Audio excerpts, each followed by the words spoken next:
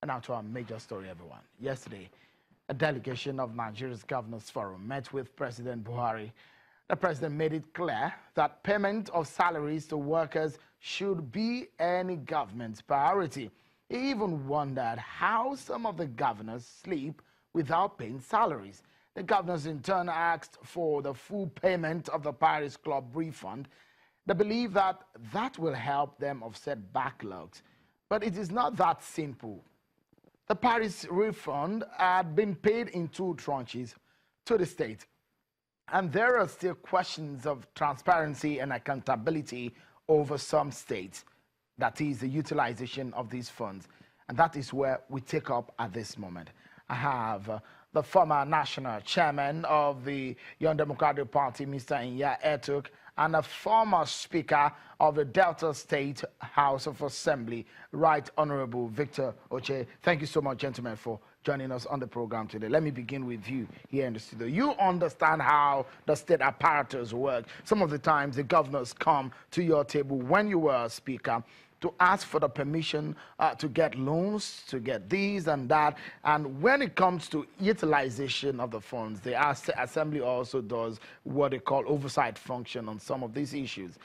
But how come that most states in Nigeria, after about 3 financial reliefs from the federal government, are still owing salaries? And the president did say, he wonders how some of these governors sleep when salaries of the workers are not paid.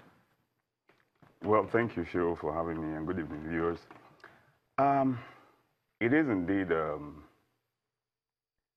issue that needs a lot of consideration. First and foremost, some states have over-bloated workforces, and over a period, we had the issue of ghost workers and all of that.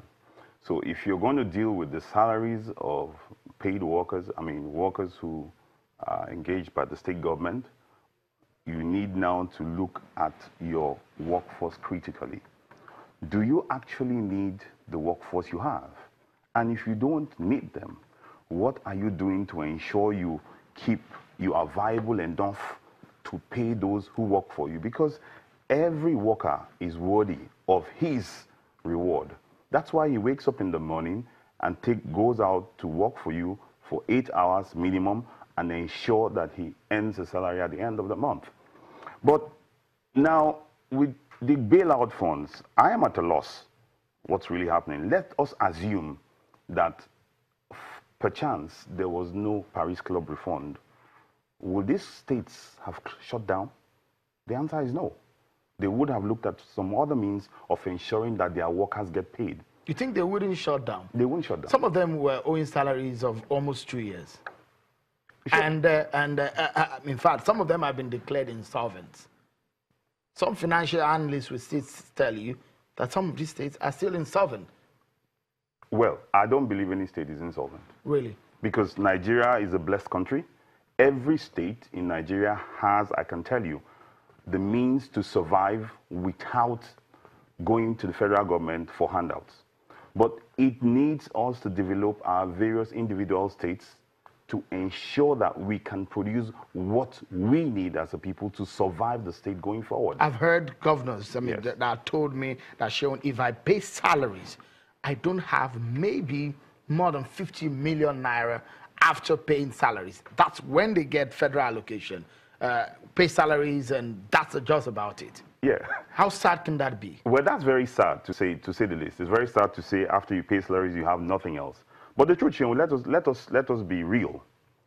This is not the time to run government as a business, a social business. It's got to be business run as a profitable venture.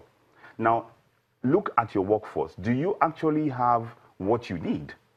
Or you are doing it as a social service that, well, whoever comes, let us accommodate. And the people who are paid salaries for works they don't do. The people who don't even have a seat in their offices, yet they collect salaries at the end of the month. Okay. I'm not saying now you should go sacking them, but you need to do an audit of what you need as a state government and look at government business, the business of governance today.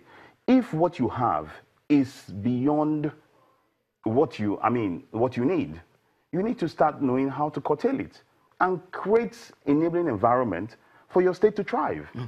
It is not every state that is facing this problem. There are a few states, just a handful of them, that could say that they're paying salaries and not owing salaries.